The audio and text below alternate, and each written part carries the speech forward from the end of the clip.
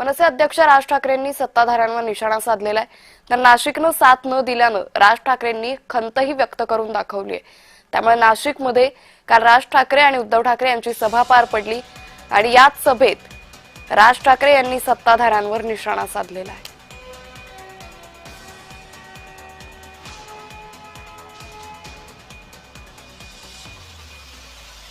आमच्या कल्याण डोंबिवलीच्या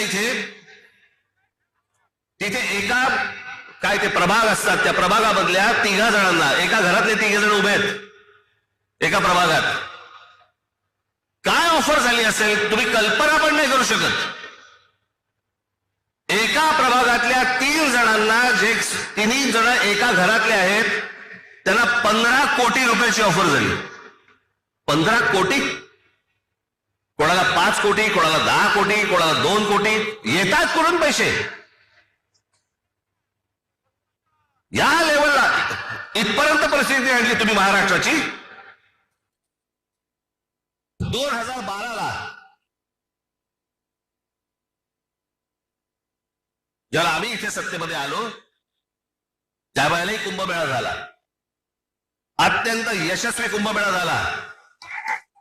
त्यावेळेला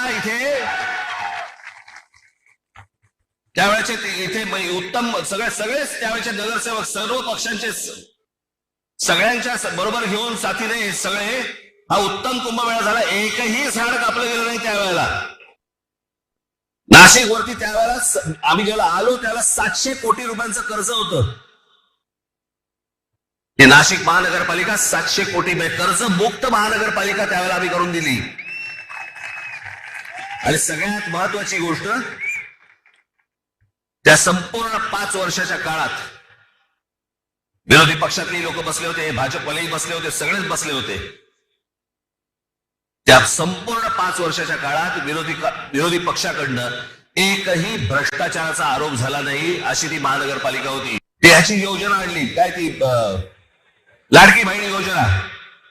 लाडक्या बहिणी योजनेबद्दल 1,500 रुपये दिले. महागाई किती वाढली हो? ते 1,500 रुपये तुमचे 15 दिवसात निघून गेले. साधा सिलेंडर 1,000 रुपये आहे.